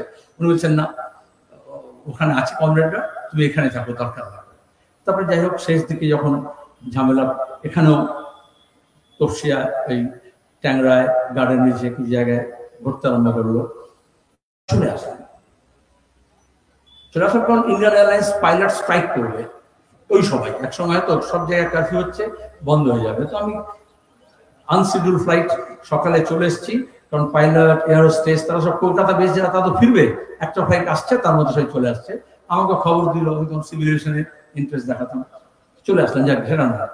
তারপরে আমি পার্টি অফিসে গেলাম, এই অফিস ওই অফিস, তারপরে সামনেদা ছিলেন, মানুষ ছিল, আমরা আবার আলিমুদ্দিন থেকে চলে গেলাম রাইটার্স বিল্ডিং এ, ওখানে গিয়ে সব কথাবার্তা হচ্ছে। আমার নিজের খেয়াল নেই, অন্যরা কেউ কিছু বলেনি, তারা অনেকের সঙ্গে দেখা যাচ্ছে, সবাই তথস্থ। জ্যোতিবাবু আসছেন, জ্যোতিবাবু এলেন, বন্ধুরা বললেন দিল্লি থেকে চলে এসছে এখানে। জ্যোতিবাবুকে দেখে বললেন, এর অবস্থা কেন? তা বললাম, আনশিডিউল ফ্লাইটে এসেছি, সকালে নেমেছি ভোরে, চোখের পিছুটি আছে বা কিছু আছে, ঘুম নেই, একটা টেনশনের মতো চেহারা দেখেছেন হয়তো। উনি খেয়াল করলেন, বললেন ওকে একটু তোমার ঘরে নিয়ে গিয়ে চা বিস্কুট এগুলো খাওয়া, তুমি একটু চোখে মুখে জল দাও, কারণ আনশিডিউল ফ্লাইটে এসছো তো, ব্রেকফাস্ট তো সার্ভ করেনি। এই যে ব্রেকফাস্ট হয়নি 10টার সময় পর্যন্ত, এবং ব্রেকফাস্ট সার্ভ করেনি, কারণ আনশিডিউল ফ্লাইট। শুধু আমি এটুকু বলেছি, আনশিডিউল ফ্লাইট ছিল, ভোর রাতে চলে এসেছি ভোরে। আমার হঠাৎ মনে হলো, তার আগে মনে হচ্ছিল যা সব বোধহয় বিগড়ে গেল, আমার মনে হলো না, থিংস আর আন্ডার কন্ট্রোল। তিনি নিয়ন্ত্রণ করতে পারবেন। কুল আছেন, এই যে কুলনেসটা, এটা একদম সামনে থেকে প্রত্যক্ষ করা গেছে। একটা অভিজ্ঞতা আছে, একটা বিশাল বড় জীবন যাপন করেছেন ছাত্র অবস্থা থেকে, শুনছিলেন লন্ডন মজলিস। এখন তো এমন হয়েছে আমাদের দেশের সরকার যা আছে, আর এই যে বহুত্ববাদকে যেভাবে শেষ করা হচ্ছে, সেখানে দাঁড়িয়ে তো মজলিস শব্দতেই আপত্তি হবে, কারণ ওটা পার্সিয়ান অরিজিন। কিন্তু ওটা তো লন্ডন মজলিসই ছিল, যদিও তার সম্পাদক ছিলেন, এবং সেখানে তারা আমাদের দেশের স্বাধীনতা লড়াইয়ের জন্য তারা ভূমিকা পালন করছিলেন, ছাত্র হিসেবে যা করতে পারেন। শুনলেন সুভাষ বসু, নেহরু যখন এগিয়েছেন, তাদের সঙ্গে তারা সংস্পর্শে এসছেন। ফিরে এসে যোগ দিলেন, ওই মোটা রুটি রেল কলোনিতে খাওয়ার কথা বললেন, একেবারে শ্রমিকদের মধ্যে গিয়ে তো কাজটা করেছেন। আমাদের আজকের যারা নতুন প্রজন্মের ছেলে মেয়েরা, তাদের কাছে এটা ভীষণভাবে এর গল্প নয়, এই ইতিহাসটাকে জানার দরকার। আমরা কেউ ইতিহাসে ফিরে যেতে পারবো না, 40-এর দশকে যেতে পারবো না, 60-এর দশকে যেতে পারবো না। none of us can go back to the history। কেউ কেউ মনে করে চলো ইতিহাসে ফিরে যায়, ইতিহাসে ফেরা যায় না, কিন্তু ইতিহাস থেকে শিক্ষা নেওয়া যায়। আমরা Jyoti Basu centre for social studies and research এই উদ্দেশ্যেই করছি। এটা শুধু একজন ব্যক্তি ব্যাপার না। এই যে উপনিবেশিক শাসন, ইংরেজ শাসন, স্বাধীনতা আন্দোলন, স্বাধীনতা পরবর্তী গণ আন্দোলন, তারপরে বামফ্রন্ট সরকার, তারপরে দাঁড়িয়ে আজকের দিনের যা, যে বলে না বঙ্কিমের ভাষায়, মা যা ছিলেন, যে মা যা হইলেন, মা যা হইবেন, এই চেহারাটা, আলাদা আলাদা ফেজ, এটা জ্যোতিবাবুর যদি জীবন যাত্রাটাকে, জীবন যাপনটাকে যদি আমরা দেখি, তাহলে অনেক আকর তার মধ্যে পাবো। আজকে যেমন গৌতমবাবু বললেন, আমরা চেষ্টা করছি যে ওরাল হিস্ট্রি, যাদের অনেকের বয়স্ক মানুষ যারা আছেন, জ্যোতিবাবুর সঙ্গে কাজ করেছেন, জ্যোতিবাবুর সংস্পর্শে এসছেন, জ্যোতিবাবুকে দেখেছেন, জ্যোতিবাবুর আন্দোলনের মধ্যে সামিল হয়েছেন, আমরা তাদের কাছ থেকে বলছি, আজকাল তো সোশ্যাল মিডিয়ার যুগ, সেগুলো অডিও ভিডিও রেকর্ডিং করে সেগুলো ধরে রাখার চেষ্টা করা। এতজন আছেন, আমরা কিছু কেন্দ্রীয়ভাবে কিছু করার চেষ্টা করছি, কিন্তু বাকিটা রিসার্চ টিম কিছু কাজ করছে, কিন্তু বাকিরা সবাই নিজের ওই ছেলেপুলেদের দেখে, নাতি নাতিদের দেখে বলতে পারেন যে আমি আমার কথা বলতে চাইছি। এগুলো আকর ইতিহাসের হবে, সেগুলোকে আমাদের সংগ্রহ করতে হবে। আমি এখন যেটা সফট ইনফ্রাস্ট্রাকচার, যেহেতু এখন হার্ড ইনফ্রাস্ট্রাকচার তৈরি হয়নি, শুনলেন ফেস বাই ফেস তৈরি হবে, সেগুলোকে আমাদের ধরে রাখতে হবে। যেমন উনি বললেন ফিল্মটাকে ডিজিটাল ভার্সন করা, আমাদের তার লেখা পত্র বই ওই সময়কার যা আছে সেগুলো সবটাই আমরা আমাদের ডিজিটাল আর্কাইভ করার চেষ্টা করা হচ্ছে, এবং সেটা করা হবে। এখন স্থান সংকুলন করতে হবে। আমরা হার্ড যে সমস্ত আছে হার্ডওয়্যার, সেগুলো আমরা এখন চাইছি না। অনেকের কাছে এরকম আছে বই পত্র, ছবি, আসবাব, যেগুলো জ্যোতিবাবুর সঙ্গে স্মৃতির সঙ্গে যুক্ত। এখানে যে মিউজিয়াম হবে সেগুলোকে আমরা নেব, কিন্তু আমরা সেগুলোকে বলেছি প্রিজার্ভ করে রাখুন, আমরা কনজার্ভ করব। কিন্তু যেগুলো সফট, সেগুলো আমরা নিতে পারি, সেগুলোকে ব্যবহার করতে পারি, সেই কাজই আমরা করছি। তাতে ইয়াং রিসার্চ টিম তারা এই কাজগুলো করছে, এবং এটাকে আরো বাড়াতে হবে। বাড়াতে হবে এই জন্যেই, জ্যোতি বসু যে বাংলায় জন্মগ্রহণ করেছিলেন, অবিভক্ত বাংলা, সেটা নেই। জ্যোতি বসু যে পরাধীন ভারতে জন্মগ্রহণ করেছিলেন, সেটা এখন নেই। জ্যোতি বসু যে উত্তাল গণ আন্দোলনে শীর্ষে দাঁড়িয়ে জননেতা হয়েছিলেন, সেটা এখন নেই। যেটা বামফ্রন্ট সরকার, তিনি 34 বছর যে বামফ্রন্ট সরকার, তার মধ্যে তার যে অভিজ্ঞতা 2.5 দশকে, সেটা এখন অভিজ্ঞতা হিসেবে আছে, কিন্তু সেটা নেই। এই বাস্তবতাকে আমাদের মানতে হবে। তিনি যে বিকেন্দ্রীকরণের কথা বলতেন, ডিসেন্ট্রালাইজেশন, পঞ্চায়েতি ব্যবস্থা তারই একটা অংশ ছিল, পুরো ব্যবস্থা তারই একটা অংশ ছিল। আইন করে করা হয়েছিল, যেমনটা ভাবা হয়েছিল তেমনটা নেই। ঠিকই গৌতমবাবু বললেন, তার আগেই বামফ্রন্ট সরকারের শেষের দিকেই অনেকটা কিছু কিছু ব্যাধি ত্রুটি যেগুলো তার মধ্যে ঢুকে পড়ছিল, কিন্তু আমাদের সে অভিজ্ঞতা নিতে হবে। 46-এর কথা বললেন, যখন এলেন দ্বিতীয় বিশ্বযুদ্ধ লেগে গেছে, তাহলে যুদ্ধ ফ্যাসিবাদ বিরোধী আন্দোলন, সেখানে দাঁড়িয়ে বৃহত্তর ঐক্য, যদি নিজের স্মৃতিচারণার মধ্যে আছে, আমাদের ইতিহাসের মধ্যে তাই আছে। সোভিয়েত শহীদ সমিতি, যে সোভিয়েত রাশিয়াকে ফাঁসিবাদের আক্রমণের সময় সংহতি জানিয়ে কমিউনিস্ট পার্টির যে ভূমিকা, রবীন্দ্রনাথ ঠাকুর থেকে আরম্ভ করে বাকি সবাইকে একটা অ্যান্টি ফাসিস্ট ফোরামে সবাইকে আহ্বান জানানো নিয়ে আসা, আজকে সেই সোভিয়েত ইউনিয়ন নেই। এই বাস্তবতা আমাদের মেনে নিতে হবে এবং তারপরে আজকের যে বাস্তবতা আমাদের সামনে আছে সেই কঠিন বাস্তবের মুখোমুখি দাঁড়াতে হবে। জ্যোতি বসুকে স্মরণ করা মানে তিনি সেই কঠিন চ্যালেঞ্জকে গ্রহণ করেছিলেন, তাহলে তিনি তো এসে ব্যারিস্টার একটা জীবনযাপন করতে পারতেন। বলা হচ্ছিল তখনকার দিনে তার প্রজন্মে তার সমস্ত কাজিন কেউ আমেরিকায় কেউ লন্ডনে সব পড়াশোনা করেছে। এখন যেটা এই প্রজন্মে যেটা সবসময় এটাই অনেকে স্বপ্ন দেখে, এই নিউটাউন থেকে সল্টলেক থেকে এইসব এলাকায় যে বসতি আছে সেখানে হচ্ছে যে কার ছেলে কোথায় যাবে, কারণ এ বাংলায় দাঁড়িয়ে উচ্চ শিক্ষা, উচ্চ পদ, উচ্চ আয়, উঁচু মানের কাজ, উঁচু মানের গবেষণা এই করার ক্রমাগত সুযোগটা সংকুচিত হয়ে যাচ্ছে। আর এখন শুধু তাদের জন্য নয়, সাধারণ শ্রম যে দেবে, যে বেকার ছেলে মেয়ে তাকেও পরিযায়ী হয়ে যেতে হবে অন্য রাজ্যে, অন্যত্র, অন্য দেশে। সেখানে দাঁড়িয়ে এই রাজ্যটাকে তিনি তিল তিল করে গড়ে তোলার চেষ্টা করেছিলেন। ভূমি সংস্কার তারই অংশ ছিল। এই পঞ্চায়েতি ব্যবস্থা, ভূমি সংস্কার, শিল্পায়নের জন্য নতুন শিল্প নীতি যখন হলো, তার থেকে আমাদের এই মাসুল সমীকরণ নীতি যখন চলে গেল, তার থেকে আমাদের পূর্ব ভারতের কি সুযোগটা আমরা নিতে পারি, সানরাইজ ইন্ডাস্ট্রি কিভাবে গড়ে উঠবে, যার জন্য আজকে এই সেক্টর 5 তো তার ভাবনার মধ্যে ছিল, তার মানে তার সামগ্রিকতার মধ্যে। তাহলে আজকে দাঁড়িয়ে কোথাও না কোথাও আমাদের মনে হয় সেই প্রয়াসটা, এটা শুধু সিপিআইএম এর প্রশ্ন নয়, এটা শুধু বামফ্রন্টের প্রশ্ন নয়, এটা শুধু বামফ্রন্ট সরকারের প্রশ্ন নয়, তিল তিল করে গড়ে ওঠার, গড়ে তোলার যে প্রক্রিয়া সেটা কোথাও না কোথায় অ্যাবর্টেড হয়েছে। যেমন কন্যা ভ্রূণ হত্যা হয়, সেরকম বাংলার এই সম্ভাবনাটা ভ্রূণ হত্যা হয়েছে। সেখানে দাঁড়িয়ে আমাদের নতুন করে আবার সোশ্যাল স্টাডিজ রিসার্চ মানে কনসিভ করতে হবে, লালন পালন করতে হবে এবং সেটাকে আবার মানুষের মধ্যে নিয়ে গিয়ে ওই শ্রমিক, ওই কৃষক, ওই ক্ষেত মজুর, ওই পরিযায়ী শ্রমিক, ওই কর্মচারী, ওই শিক্ষক, ওই বেকার ছেলে মেয়ে, ওই ছাত্র, তাদের কাছে আমাদের নিয়ে যেতে হবে। সে কাজটা আমাদের, সেই চ্যালেঞ্জটা আমাদের গ্রহণ করতে হবে। উনি সেই চ্যালেঞ্জ গ্রহণ করেছিলেন। আজকে জ্যোতি বসু প্রসঙ্গে বলতে হয়, তাহলে চ্যালেঞ্জকে তিনি মুখ ঘুরিয়ে চলে যাননি, চোখ বন্ধ করেননি, বুক খিচিয়ে লড়াই করেছেন। দেশ স্বাধীনতার জন্য লড়েছেন।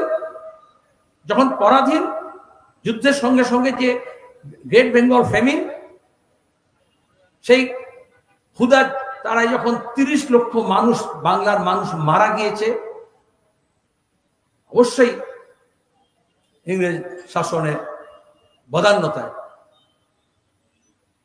কিন্তু সেখানে দাঁড়িয়ে ছোট্ট ক্ষুদ্র কমিউনিস্ট পার্টি তারা দাঁড়িয়েছিল মানুষের পাশে। জ্যোতিষ নিজেই বলছেন যে ভীষণভাবে আইসোলেটেড ছিলাম তখন, তৎকালীন পার্টির সিদ্ধান্ত অনুযায়ী মানুষ সেটা গ্রহণ করেনি। তো তা সত্ত্বেও মানুষের সঙ্গে থেকে, মানুষকে ভালোবেসে সেই আক্রান্ত দুর্গত মানুষের পাশে কমিউনিস্ট পার্টি তার সমস্ত শক্তি নিয়ে হাজির হয়েছিল। এটা একটা অদ্ভুত অভিজ্ঞতা সঞ্চয় করেছে। আজকে যখন করোনার সময় আমরা রেড ভলান্টিয়ার্স দেখলাম, এটা অনেকে মনে করে ওল্ড ইজ গোল্ড আর বাকি সব খারাপ, তা নয়। আমি সেটা মনে করি না, সেটা মনে করার কারণ নয়। প্রত্যেকটা সভ্যতা, প্রত্যেকটা দেশ, প্রত্যেকটা যুগের যদি ইতিহাস দেখেন, প্রত্যেকটা সময়, প্রত্যেকটা কাল নতুন নতুন চ্যালেঞ্জ নিয়ে হাজির হয়। আর সেই প্রজন্মকে সেই চ্যালেঞ্জ মোকাবিলা করার মতো করে উপযুক্ত পরিকাঠামো, কৃতকৌশল, যন্ত্রাদি আবিষ্কার করতে হয়, সংগঠন গড়ে তুলতে হয়, লড়াই সংগ্রামে সামিল করতে হয় এবং তারপরে সেই বাধাকে অতিক্রম করতে হয়, ট্রান্সেন্ড করতে হয়। আজকে বামপন্থীদের কাছে, কমিউনিস্ট পার্টির কাছে, জ্যোতি বসুর অনুগামীদের কাছে এটা হচ্ছে বড় চ্যালেঞ্জ। সমস্যা অনেক আছে, তার বর্ণনা আমরা করতে পারি না, সবাই জানেন, ভুক্তভোগী। কিন্তু সেই সমস্যাকে অতিক্রম করা, ট্রান্সেন্ড করা এবং তার জন্য নিজের জীবনকে, নিজের শিক্ষা দীক্ষাকে, নিজের অভিজ্ঞতাকে যেমন সম্পৃক্ত করতে হবে, তেমনি অনেকের সঙ্গে তার মেলবন্ধন ঘটাতে হবে এবং তার উপর দাঁড়িয়ে এই শক্তি, এই ক্যাপাবিলিটি, এই ক্যাপাসিটি অর্জন করতে হবে, যেখানে দাঁড়িয়ে এই বাধাকে আমরা ব্যারিয়ারকে অতিক্রম করতে পারি, ট্রান্সেন্ড করতে পারি, উত্তরণ ঘটাতে পারি। এটা বড় কাজ। তা না হলে জ্যোতি বসুর উত্তরাধিকার আমরা স্বীকার করতে অসমর্থ। আজকে চ্যালেঞ্জ এটাই। জ্যোতি বসু যখন সাম্রাজ্যবাদের বিরোধিতা করেছিলেন, দেশ স্বাধীন হওয়ার পরেও তার সাম্রাজ্যবাদ বিরোধিতা অটুট ছিল। এটা হচ্ছে নীতিহীনতার যুগে নীতিগত প্রশ্ন। তিনি 46-এর দাঙ্গা দেখেছিলেন, প্রসঙ্গ তিনি তুললেন। ওখানে মজার একটা কথা আছে জ্যোতিবাবুর, যখন সোহরাওয়ার্দীর কাছে পার্টি ঠিক করলো যে দাঙ্গা হাঙ্গা হয়েছে, বেড়ে গেছে, হাতের বাইরে চলে যাচ্ছে, তখন সোহরাওয়ার্দী ও ল্যামেন্টিং যে এবার সে তো শাসকও বটে, তাহলে কিভাবে এটাকে কন্ট্রোল করতে হবে, নিয়ন্ত্রণ করতে হবে। তখন জ্যোতি বসুরা কমিউনিস্ট পার্টি হিসেবে গেলেন, ভূপেশ গুপ্ত এবং জ্যোতি বসু গিয়ে সোহরাওয়ার্দীকে, গান্ধীজিও বলেছেন যে মিছিল করতে হবে, শান্তি মিছিল করতে হবে। তো ওখানে গিয়ে দেখছেন শ্যামাপ্রসাদ মুখার্জি আছেন। শ্যামাপ্রসাদ মুখার্জি যা বলতে বলেছেন গৌতম বাবু, শ্যামাপ্রসাদ মুখার্জি, সোহরাওয়ার্দী বললেন, আলাদা ঘরে বসেছে, শ্যামাপ্রসাদ মুখার্জি বললেন যে কমিউনিস্টরা শান্তি মিছিলে থাকবে, তাহলে শ্যামাপ্রসাদ মুখার্জি শান্তি মিছিলে যাবেন না। এই যে সংকীর্ণতা বলা হয় না, যখন কমিউনিস্টরা যখন বলছে বাকি সবাইকে নিয়ে আসুন, শান্তি মিছিল আগে করি, আগে শহরে সাহস। শ্যামাপ্রসাদ মুখার্জি তৎকালীন হিন্দু মহাসভার নেতা, তিনি বলছেন মুসলিম লীগ থাকছে, মুসলিম লীগ এবং হিন্দু মহাসভা, তাতে কোনো অসুবিধা নেই, কিন্তু কমিউনিস্টরা যাতে না থাকে। Crux of the issue. এখানে মজার একটা কথা আছে, এবং এখানে জ্যোতিপুর সততা কিন্তু শ্যামাপ্রসাদ প্রসঙ্গে সোহরাওয়ার্দী বলছেন ভূপেশ গুপ্ত এবং জ্যোতিবাবুকে যে আসলে কমিউনিস্টরা থাক, এটা উনি চান না, মিছিলে ওরা থাকবেন না বলে উনি ঠাট্টার চলে বললেন আসলে দাঙ্গা তো লাগিয়েছি আমি আর শ্যামাবাবু। সোহরাওয়ার্দী বলছেন এখন সব ইতিহাস বিকৃত করে নানা রকম কথা বলা হচ্ছে না, তো দাঙ্গা তো করিয়েছি। সোহরাওয়ার্দী বলছেন আমি এবং শ্যামাবাবু। জ্যোতি বসুর টিপ্পণী আছে, ফুটনোট, আমি অবশ্য সে কথা বিশ্বাস করিনি। এটা হচ্ছে শ্রদ্ধা, কারণ তার কাছে যেহেতু প্রত্যক্ষ প্রমাণ নেই, সেই মুহূর্তে তার প্রত্যক্ষ প্রমাণ নেই, সেজন্য তিনি বলছেন যে সোহরাওয়ার্দী বলেছে, কিন্তু ওটা শোনা কথা। শ্যামাবাবুর ব্যাপারে আমার সব আমি তখন বিশ্বাস করিনি। যাকে আমি উনি যেহেতু পেছনের দিকে নিয়ে গেছেন, আমাকে একটু নস্টালজিক হতে হচ্ছে। আমার ইতিহাসের মধ্যে বয়স হয়ে গেলে তাই হয় কোনো দিনে।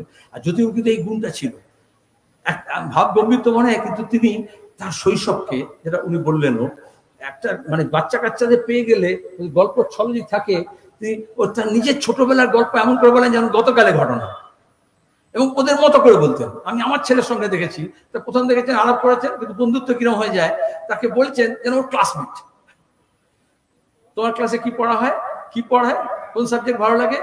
উনি গড়গড় করে একদম শিশুর মতো উনি ক্লাস 3-তে কি পড়েছেন, প্রথম পাতা, দ্বিতীয় পাতা, তৃতীয় পাতায় কি ছিল, সেগুলো আমরা বললে কেন রেফার করে দেবো।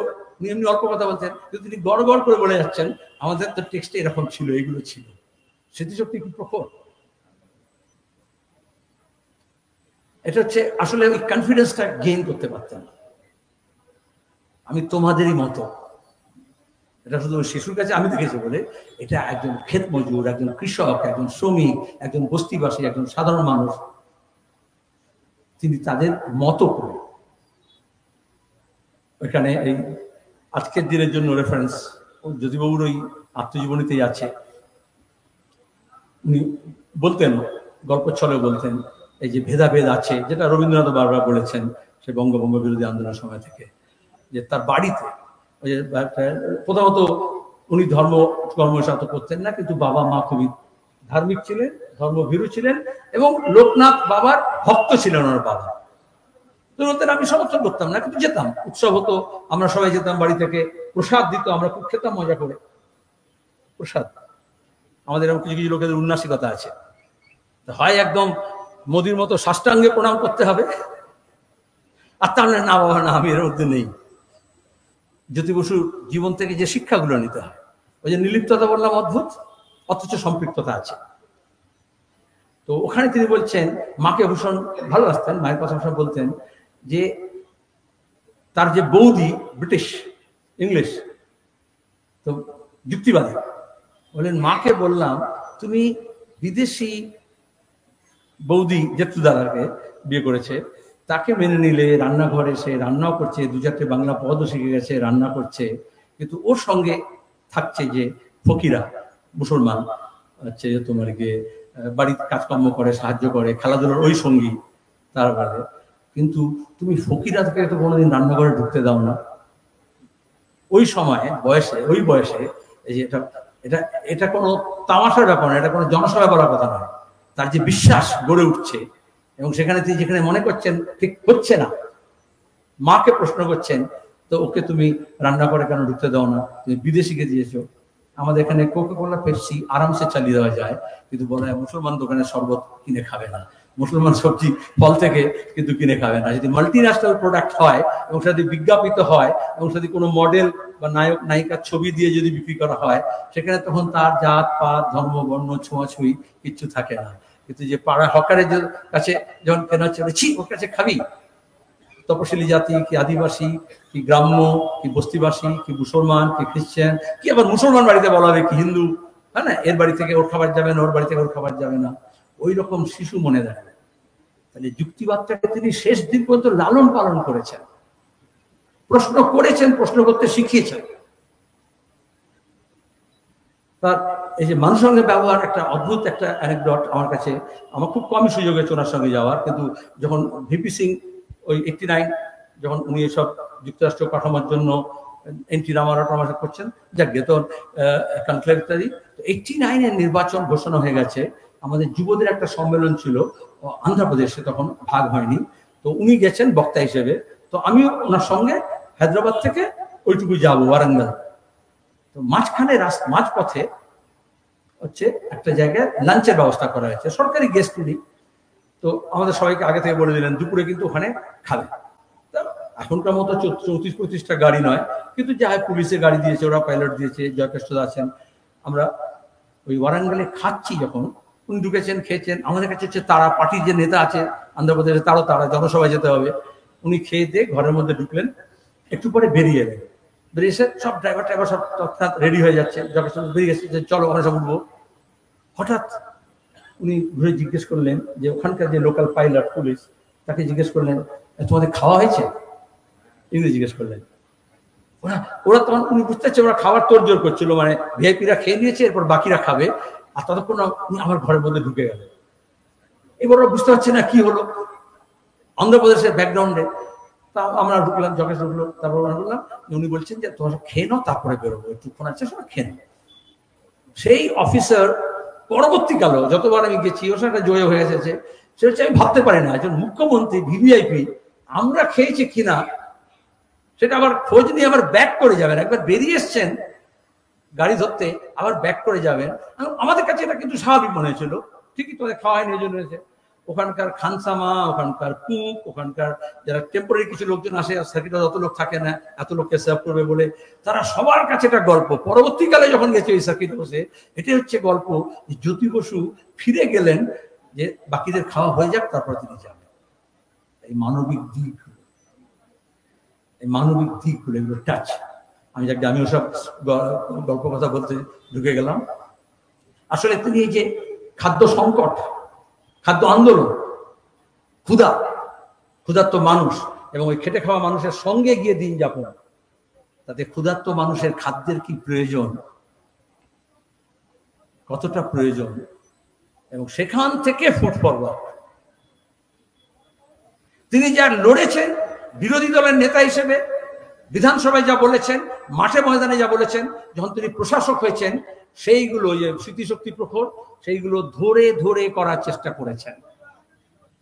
সে ভূমি সংস্কার হোক, সে বন্যা রোধের পরিকল্পনা হোক, বাঁধের প্রকল্পনা হোক, এমনকি অন্যান্য আমাদের দেশের ব্যাপারটা আমরা জানি, এই যে ভারত বাংলাদেশের মধ্যে চুক্তি, গঙ্গা জলের চুক্তি, তিস্তা নিয়ে এখনো আমরা 20 বছর জলে,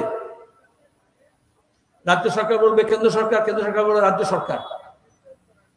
কিন্তু আসলে এই যে ব্যারিয়ারের ওপরে ওঠা, দেশ ভাগ হয়েছে, তো গঙ্গা অববাহিকার মধ্যে দাঁড়িয়ে গঙ্গা এবং পদ্মা তার ভাগ আছে, স্বার্থপর হলে একটা প্রশ্ন, কিন্তু বিশাল হৃদয়ের মানুষ হলে যুক্তফ্রন্টের সরকার, দেবেগৌড়ার সরকার, এবং এখনো বাংলাদেশের মানুষ মনে করে, এ বাংলার মানুষ মনে করে আমাদের রাজ্য, আমাদের কলকাতা বন্দর, আমাদের গঙ্গার নাব্যতা, তার মধ্যে দাঁড়িয়ে বাংলাদেশের রাইস বোল যদি না থাকে, তাহলে কি শুধু বাংলাদেশি মাইগ্রেন্টের কথা বলবো আমরা, ইমিগ্রেন্টের কথা বলবো আমরা?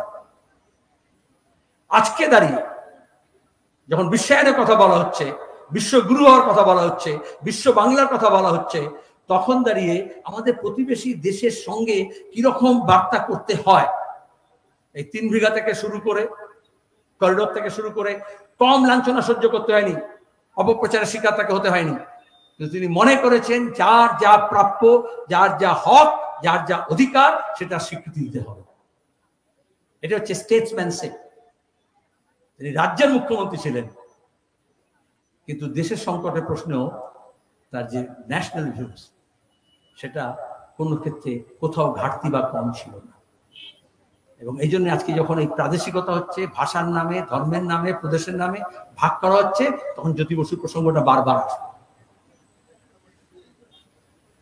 আমি আপনাকে জিজ্ঞেস করেছি, আমি কি অন্য গেলাম? আচ্ছা, সাম্প্রদায়িকতার প্রশ্নে একটা কথা বলবো। আমি আমার নিজের অভিজ্ঞতা, 1990 সালে যখন প্রথম কর সেবা হলো, তখন চারিদিকে দাঙ্গা হচ্ছে।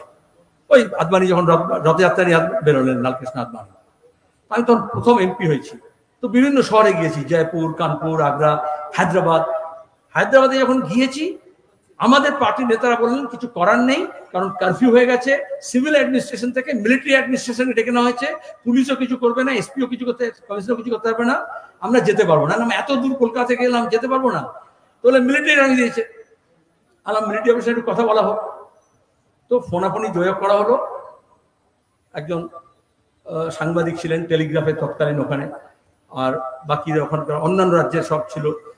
দাঙ্গা হাঙ্গামা হচ্ছে যখন হায়দ্রাবাদে, তো আমি একটা ফোনে কথা বললাম, তো দেখলাম উনি হচ্ছেন একজন সর্দারজি, পাঞ্জাবি শিখ, নাম সিং। তো আমি ওকে ফোনে বললাম, হিন্দিতেই বললাম যে এরকম এরকম ব্যাপার, আমি কলকাতা থেকে এসেছি, দাঙ্গা বিধ্বস্ত এলাকায় যেতে চাই, ওল্ড হায়দ্রাবাদে কারফিউ লেগে গেছে, আপনার কাউকে বললো না। প্রথমে বললো যে রাজনীতিবিদরা সব দাঙ্গা হাঙ্গামা লাগিয়ে দেয়, वो पंजाबी स्टाइल है, आपके गालागाल दीजिए भाषा कथा बोले, सब चौपट कर देता है, और फिर उसके बाद जब हाथ के बाहर चला जाता है, तब फौजी को बुलाओ, तब हम लोग को आना पड़ता है। हम सबको मना कर दिया, कोई मिनिस्टर, कोई सांसद, कोई कुछ नहीं जाएगा, पहले हम ठंडा करेंगे, उसके बाद हम मिनिस्टर। तब बोला আপনি কি বলেন, কলকাতা এসেছেন? আলাম হ্যাঁ। কোন পার্টি? দেখলাম নিজে কাছে আমার লজ্জিত হয়ে, পার্টির কথা বললাম বলে, আমি দেখলাম ওকে পার্টি বলবো, আর্মির লোক। আমি বললাম হরকিষাণ সিং সুরজিতের পার্টি। ওদিক থেকে আওয়াজ হলো জ্যোতি বসুকা পার্টি। আমার নিজের মনে এখনো খটকা আছে, আমি কেন বললাম, যেহেতু শিখ পাঞ্জাবি, এই জন্য আমি হরকিষাণ সিং সুরজিতের পার্টি বললাম। তখন তিনি পার্টি সেক্রেটারি না, হ্যাঁ পার্টি না। তখন গর্বের এখানে বললো, হ্যাঁ আমি অফিসারকে বলে দিচ্ছি, আপনাকে অ্যাকম্পানি করবে, 4 জনের বেশি যাবেন না, সাংবাদিকদের বেশি নেবেন না, একজন সাংবাদিক থাকবে, কারণ বাকি সব লোক সালে আগ লাগাতে হ্যাঁ, আর জ্যোতি বাবু কা পার্টি আগ বুঝাতা হ্যাঁ। মানে এখনো বললে আমার রং খারাপ হয়। গর্বের প্রথম দেশের মাটিতে গিয়ে বাংলা সম্পর্কে, পার্টি সম্পর্কে, বামফ্রন্ট সরকার সম্পর্কে এবং জ্যোতি বসু সম্পর্কে আমার গর্ববোধ তৈরি হলো।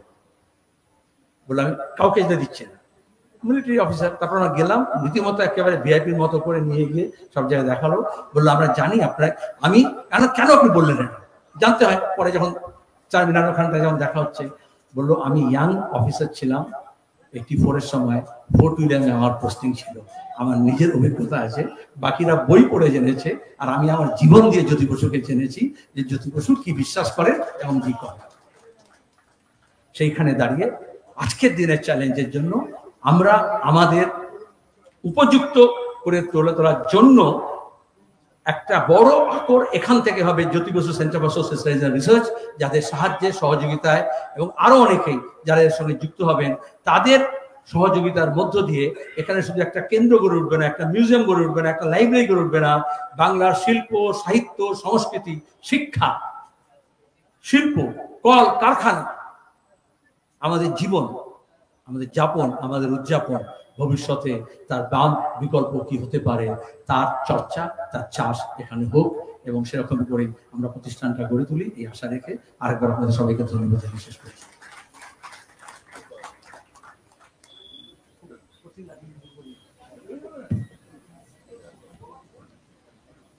প্রসঙ্গ কমরেড জ্যোতি বসু যে আলোচনা এতক্ষণ হলো, আপনারা জ্যোতি বসু সেন্টার ফর সোশ্যাল স্টাডিজের আহ্বানে এসে উপস্থিত হয়েছেন, শুনেছেন।